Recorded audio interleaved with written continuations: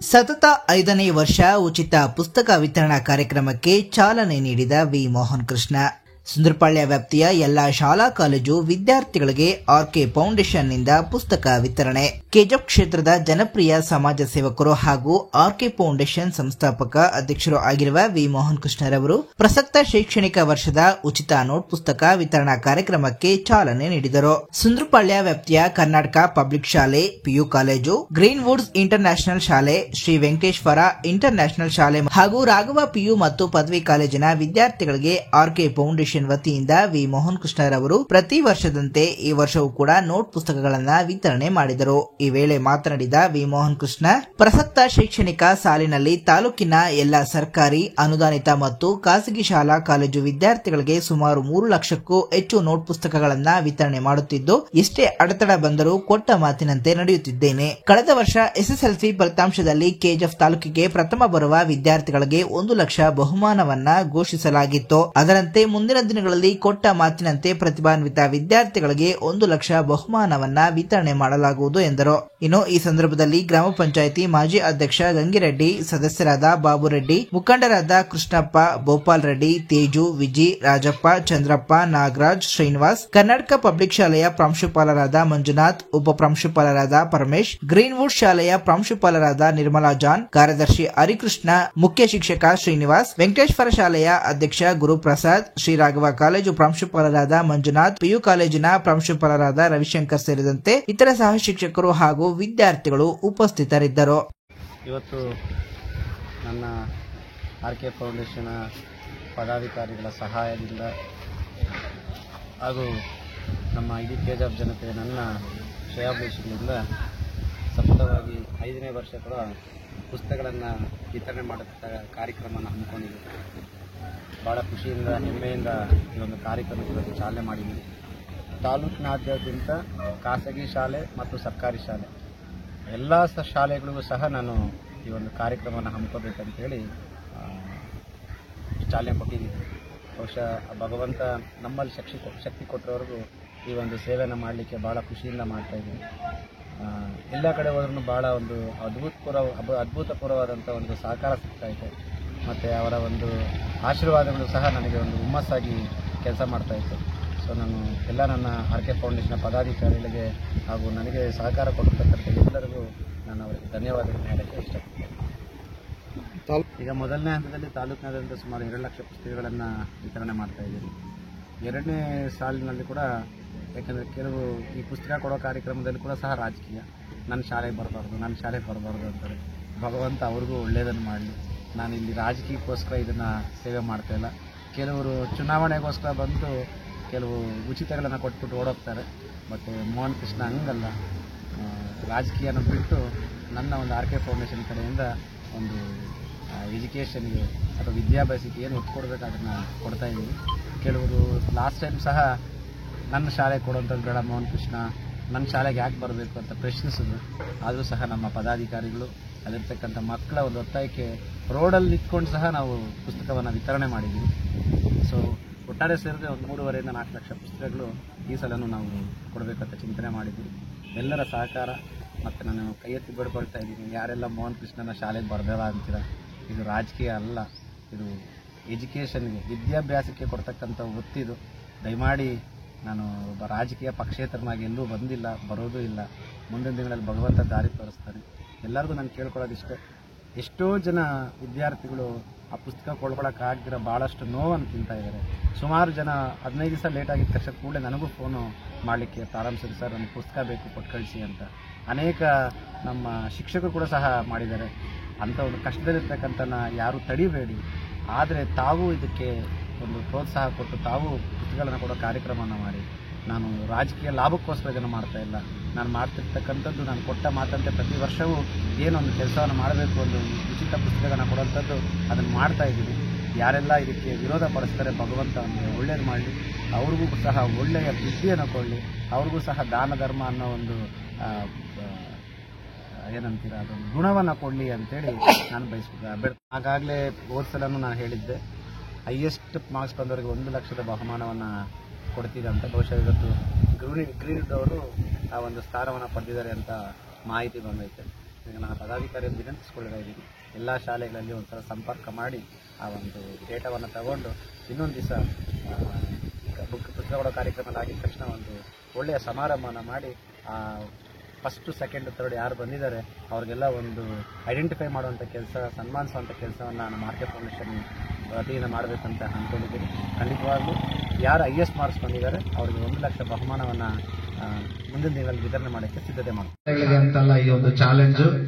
ಇವತ್ತಿನ ದಿನ ಯಾರು ಸರ್ಕಾರಿ ಶಾಲೆಯ ಮಕ್ಕಳಲ್ಲಿ ಓದಿರ್ತಕ್ಕಂಥವ್ರು ಇಡೀ ಕರ್ನಾಟಕ ಜಿಲ್ಲೆಯಲ್ಲಿ, ಕರ್ನಾಟಕದ ರಾಜ್ಯದಲ್ಲಿ ಬಹಳ ಕೊನೆಯ ಸ್ಥಾನದಲ್ಲಿ ಬಂದು ನಿಂತಿದ್ದೀರಲ್ಲ, ಮುಂದಿನ ದಿನಗಳಲ್ಲಿ ನಾವು ಈಗ ಕೊನೆಯಲ್ಲಿರ್ತಕ್ಕಂಥವ್ರು ಮುಂದಕ್ಕೆ ಹೋಗ್ತೀರ ಅನ್ನೋದು ಒಂದು ಚಾಲೆಂಜ್ ಮಾಡೋಣ. ನಾವೆಲ್ಲ ಶಕ್ತಿವಂತರೇ. ನಾನು ಕೇಳ್ಪಟ್ಟೆ ಕೆಲವು ಟೆಕ್ನಿಕಲ್ ಪ್ರಾಬ್ಲಮ್ಸ್, ಆ ಭಗವಂತನಿಗೆ ಗೊತ್ತು ಕೆಜಿಎಫ್ ತಾಲೂಕ್ ಮೇಲೆ ಯಾಕೆ ಈ ತರ ಒಂದು ಶಾಪ ಅಂತ. ನನ್ನ ಮಕ್ಕಳು ಓದೋ ಜಾಗದಲ್ಲಿ CCTVಗಳು ಮತ್ತೊಂದು ಟಿವಿಗಳು ಹಾಕಿ ಬೆದರಿಸ್ತಾರೆ. ಕೆಜಿಎಫ್ ತಾಲೂಕ್ ಅಲ್ವಾ ಸಾಹೇಬ್ರೆ?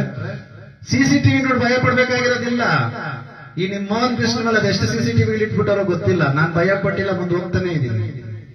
CCTV ನೋಡಿದ್ರೆ ನೀವು ಒಂದು ಅನ್ಕೊಳ್ಳಿ, ನಿಮ್ಮ ಪ್ರತಿಭೆ ಜಾಸ್ತಿ ಇರೋ ಕಾರಣ, ನಿಮ್ಮ ಶಕ್ತಿ ಜಾಸ್ತಿ ಇರೋಂತ ಕಾರಣ, ನಿಮ್ಮ ಶಿಕ್ಷಕ ವೃಂದದವರ ಒಂದು ಕಲೆಯಲ್ಲಿರ್ತಕ್ಕಂಥ ಒಂದು ಕಾರಣವನ್ನ ಚೆಕ್ ಮಾಡ್ಲಿಕ್ಕೆ ಅಂತೇಳಿ ಒಂದು CCTV ಇಟ್ಕೊಂಡ್ರೆ ಅಂತೇಳಿ ಭಯ ಪಡ್ತಿರೋ ಎಕ್ಸಾಮ್ ಬರೆದು ಮುಂದೆ ಬರ್ತಕ್ಕಂಥ SSLC ಎಕ್ಸಾಮ್ ಅಲ್ಲಿ ರಾಜ್ಯಕ್ಕೆ ಪ್ರಥಮ ಸ್ಥಾನ ಬರ್ತೀರಿ ಅಂತೇಳಿ ನಾವೆಲ್ಲೂ ಚಾಲೆಂಜ್ ಮಾಡೋಣ. ಯಾರು ಕುಂತ್ಕೋಬೇಡಿ, ನಾವೇನೂ ತಪ್ಪು ಮಾಡಿಲ್ಲ. ಇವತ್ತು ಕೊನೆಯಲ್ಲಿ ಇರೋನು ನಾಳೆ ಮುಂದೆ ಬರ್ತಾನೆ ಇಲ್ವಾ? ಇವತ್ತು ನಾವು ಕೊನೆ ಇದ್ದೀರಿ ಅಂತ ಹಂಚ್ಕೊಳ್ಳೋದು ಬೇಡ. ನಾಳೆ ದಿವಸ ನಾವು ಮುಂದೆ ಬರ್ತೀರಿ, ಕೆಜಿಎಫ್ ತಾಲೂಕಿನ ಹೆಮ್ಮೆಯನ್ನ ಉಳಿಸ್ತೀರಿ. ಕೆಜಿಎಫ್ ತಾಲೂಕಲ್ಲಿ ಇರ್ತಕ್ಕಂಥ ವಿದ್ಯಾರ್ಥಿಗಳು ಎಲ್ಲರಿಗಿಂತ ಬುದ್ಧಿವಂತರು ಅಂತ ಹೇಳಿದೀನಿ. ಸರ್ಕಾರಿ ಶಾಲೆಯಲ್ಲಿ ಓದಂತ ಮಕ್ಕಳು ಯಾವ ಮಕ್ಕಳು? ಜೋರಾಗಿ ಹೇಳ್ಬೇಕು. ನಾವೇ ಹೇಳ್ತಾ ಇದೀವಿ ನಮ್ಮ ಸರ್ಕಾರಿ ಶಾಲೆ ಇರ್ತಕ್ಕಂಥವರೆಲ್ಲ ಬುದ್ಧಿವಂತರು ಅಂತೇಳಿ. ಇನ್ನೊಬ್ಬ ಯಾರೋ ನಮ್ಗೆ ಯಾಕೋ ಸರ್ಟಿಫಿಕೇಟ್ ಕೊಡೋದು ಬೇಡ. ಎಲ್ಲರೂ ಚೆನ್ನಾಗಿ ಓದ್ಲಿ, ನಿಮ್ಮೆಲ್ಲರಿಗೂ ಆ ಭಗವಂತ ಒಳ್ಳೇದನ್ನು ಮಾಡ್ಲಿ. ನಿಮ್ ಜೊತೆ ನಿಂತಿರ್ತಕ್ಕಂಥ ನಮ್ಮ ಶಿಕ್ಷಕ ವೃಂದದವರ ಒಂದು ಶ್ರಮವನ್ನ ಮುಂದಿನ ದಿನಗಳಲ್ಲಿ ನಾವು ಯಶಸ್ವಿಯಾಗಿ ಅದನ್ನ ಪಡೆದು ಒಂದು ಸಾರ್ಥಕವಾದ ರೀತಿಯಲ್ಲಿ ಫಲಿತಾಂಶ ಕೊಡೋಣ ಅಂತ ಹೇಳ್ತಾ, ಇಷ್ಟೊತ್ತು ಕೂತು ಈ ಆರ್ಕೆ ಫೌಂಡೇಶನ್ ಕಡೆಯಿಂದ 1-2 ಪುಸ್ತಕ ತಗೊಳ್ಳಿಕ್ಕೆ ತಾವಿದ್ದಂತದಕ್ಕೆ ನನ್ನ ಆರ್ಕೆ ಫೌಂಡೇಶನ್ ಕಡೆಯಿಂದ ಮತ್ತು ನನ್ನ ಸಹ ಮಿತ್ರರ ಕಡೆಯಿಂದ ಎಲ್ಲರಿಗೂ ಧನ್ಯವಾದ. ವಿಶೇಷವಾಗಿ ನಮ್ಮ ಶಾಲಾ ಶಿಕ್ಷಕರಿಗೆ ನನ್ನ ಹೃದಯಪೂರ್ವಕವಾದ ಧನ್ಯವಾದಗಳನ್ನು ಹೇಳ್ತೀನಿ. ಜೈ ಹಿಂದ್, ಜೈ ಕರ್ನಾಟಕ.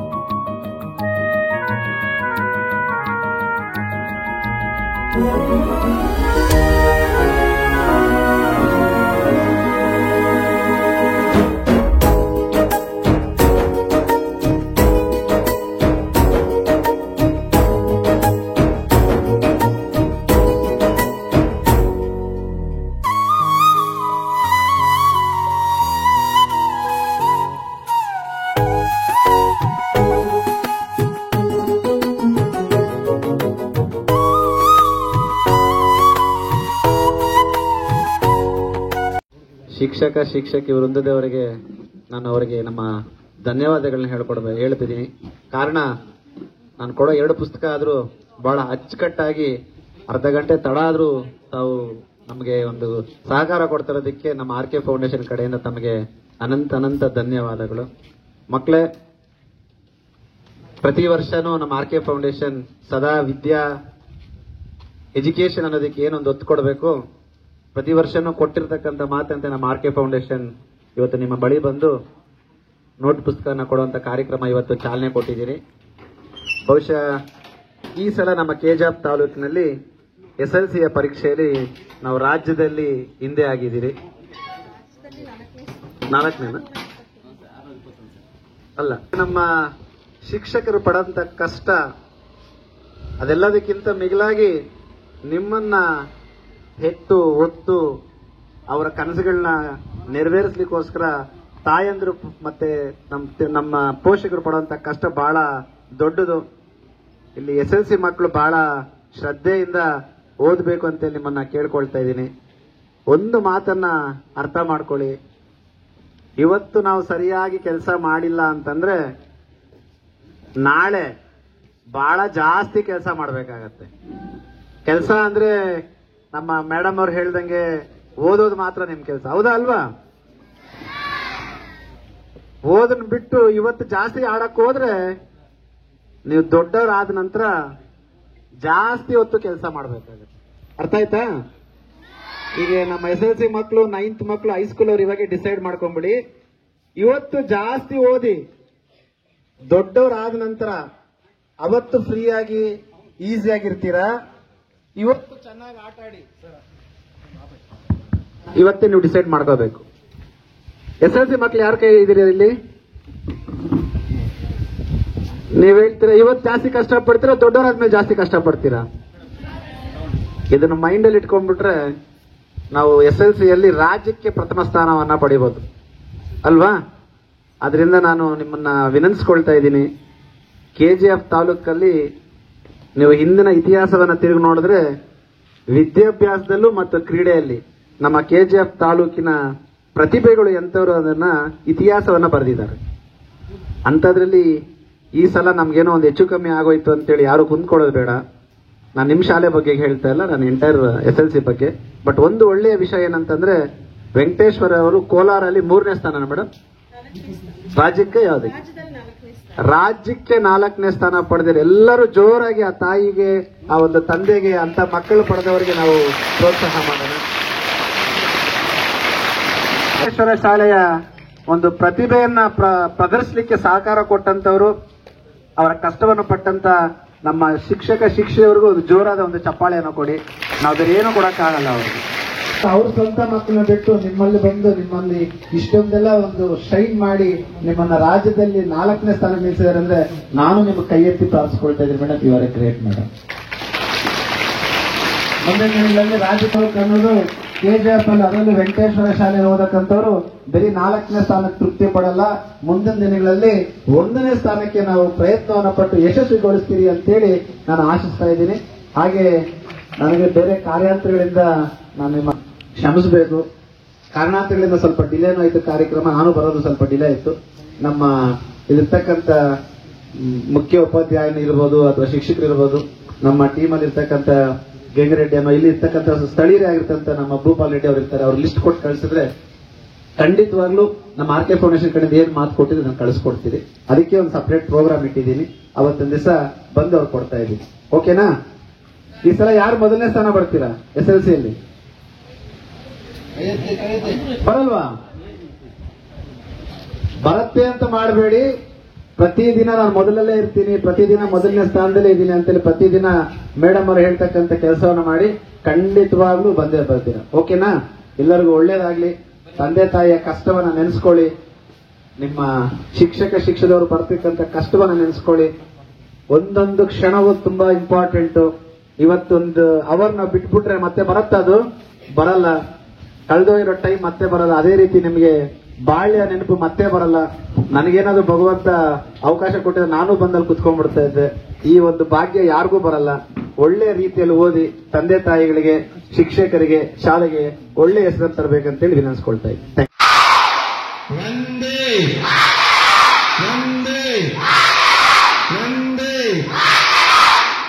ವೇದಿಕೆ ಮೇಲೆ ಈ ಶಾಲೆಯ ಮಂಡಳಿಯ ಕಾರ್ಯದರ್ಶಿಗಳೇ, ಪ್ರಾಂಶುಪಾಲ್ ಮೇಡಮ್, ನಿರ್ಮಲಾ ಮೇಡಮ್ ಅವರೇ, ನನ್ನ ಮಿತ್ರರು ಮತ್ತು ನನ್ನ ವೆಲ್ವಿಶಿಸುವಂತ ಶ್ರೀನಿವಾಸ್ ಸರ್ ಅವರೇ, ಕರ್ಣ,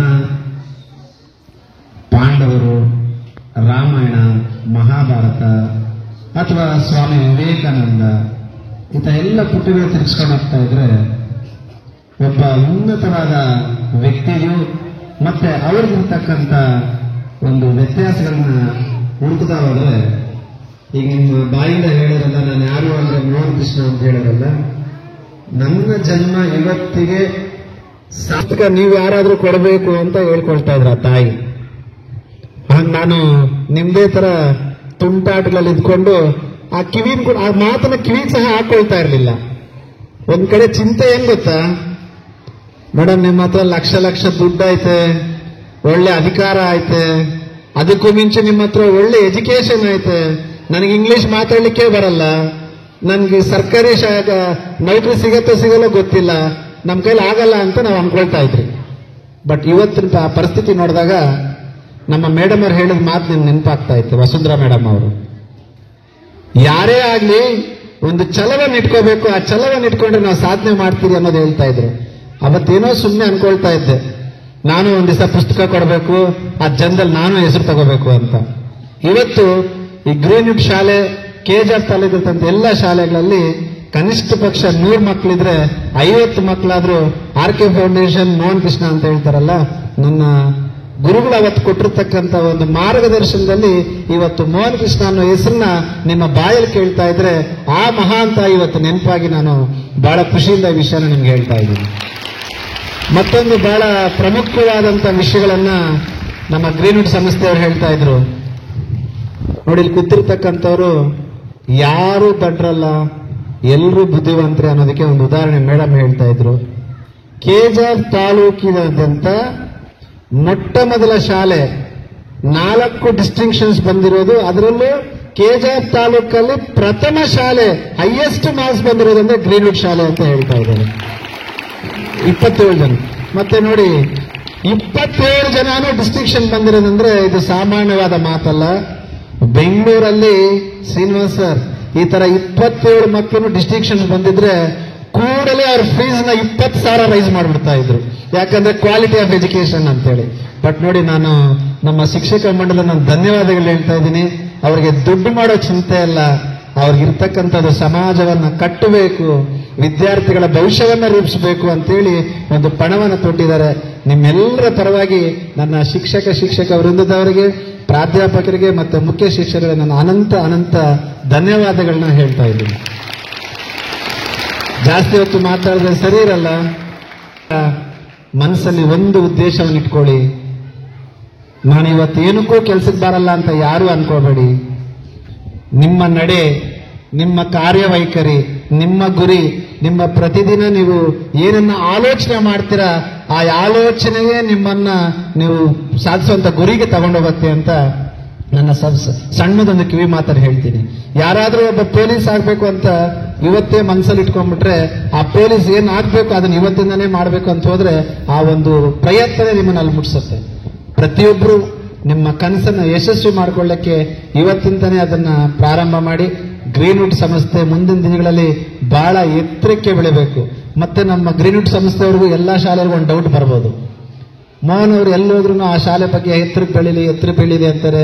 ಯಾವ ಶಾಲೆ ಎತ್ತರ ಬೆಳಿಬೇಕು, ಅಲ್ಲೂ ಹೇಳ್ತಾರೆ ಇಲ್ಲೂ ಹೇಳ್ತೀರಂತ. ನನ್ನ ಮನಸ್ಸಲ್ಲಿರ್ತಕ್ಕಂಥದ್ದು ಒಂದೇ, ಎಲ್ಲಿ ಸತ್ಯ ಧರ್ಮ ಇರುತ್ತೋ ಅದು ಯಾವತ್ತೂ ಎತ್ತರ ಕರ್ಕೊಂಡೇ ಹೋಗತ್ತೆ.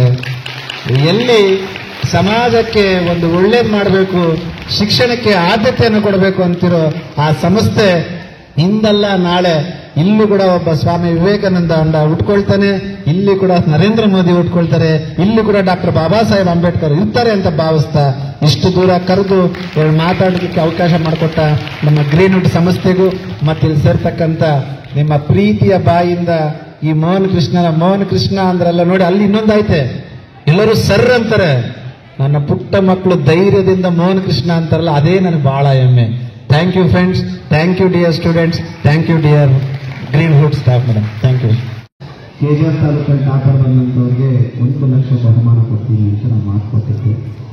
ನಾನು ಬರ್ತಿಲ್ಲ, ಡ್ಯೂ ಟು ಸಮ್ ರೀಸನ್ಸ್ ಇವತ್ತು ನಾನು ಅದನ್ನು ಇನ್ನೂ ವೇಳಾಪಟ್ಟಿ ಬಂದಿಲ್ಲ.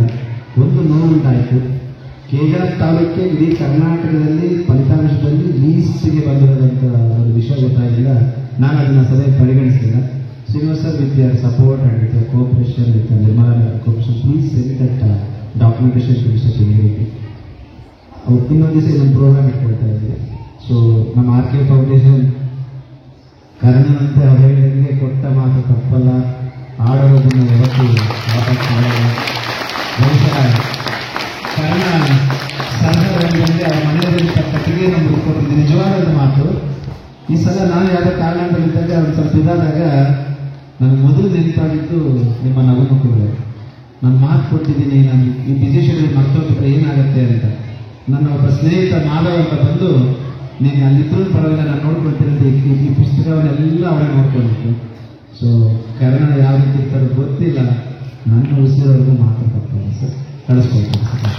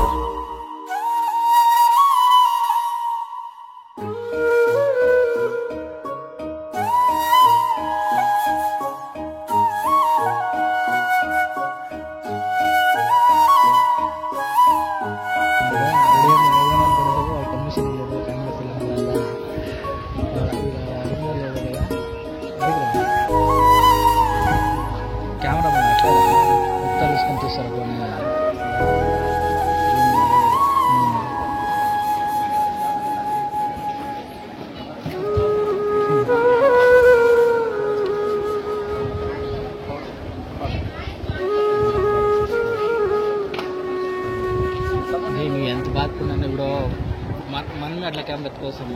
5 రూపాయలు పైన ఇచ్చారు కదా, వాళ్ళు ఎత్తుకొస్తే వాళ్ళంత ఇప్పుడు మనము బాధపడేమో క్యాంప్ తీసుకోవచ్చు. ఎంత ఇచ్చేస్తారు అతనికి? ఇప్పుడు చెప్పు, 200 వేలు ఇస్తారని చెప్పు. ప్రోగ్రామ్కి డ్రోన్ ఎత్తుకోవద్దాము, పెద్ద కెమెరానే ఎత్తుకోవద్దాము. బాధపడే సంపాదన వస్తుందంటే ఈఎంఐలు ఏమో బాధపడుతున్నాడు వచ్చాయా, కావాలి కదా.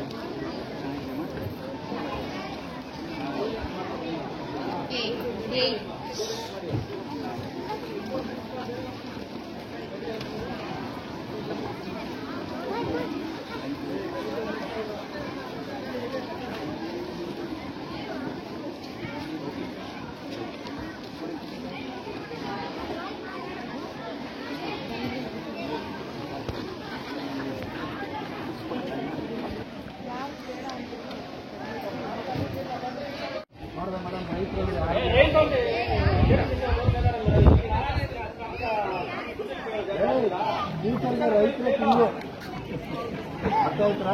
ಸ್ವಲ್ಪ ಟೈಮ್ ಅಪ್ಪ ಜೊತೆ ಸ್ಪೆಂಡ್ ಮಾಡಿ ಒಳ್ಳೆಯದೆಲ್ಲ ಉಳುಮೆ ಮಾಡೋದು ಹೆಂಗೆ, ವ್ಯವಸಾಯ ಮಾಡೋದು ಹೆಂಗೆ ತಿಳ್ಕೊಂಡು ಓಕೆನಾ? ಬಾಯ್ಪಾ ನಾನು ಹೇಳೋದು.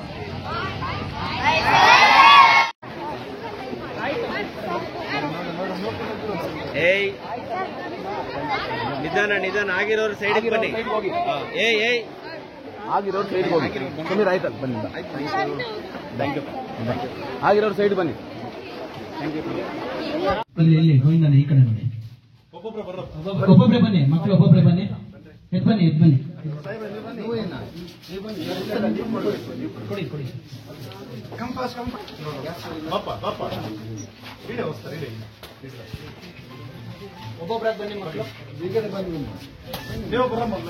Come one by one. Girls, make a queue.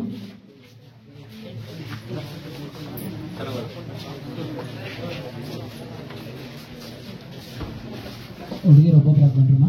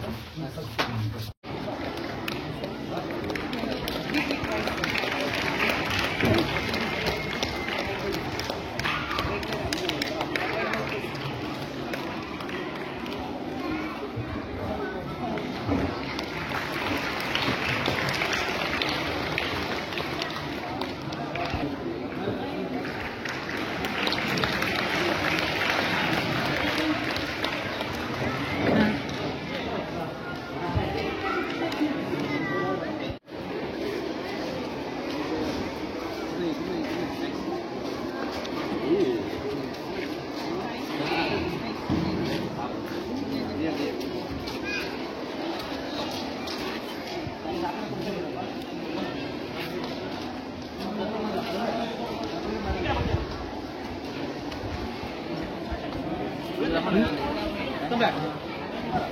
Come fast, come fast.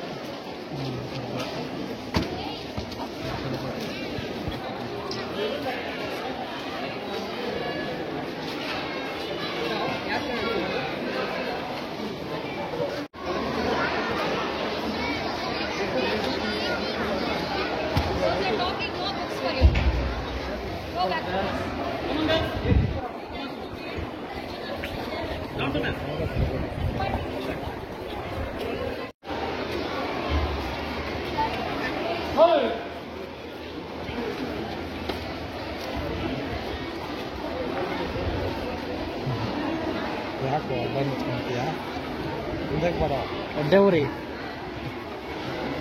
అందరూ తీసుకొస్తాను పోయి తీసుకురాము పిలుపునిస్తాను పిలుపునిస్తాను లేదు పో నువ్వు బాగుంటే నేను బాగున్నాక ఇట్లా పోరా రూమ్స్ వస్తాను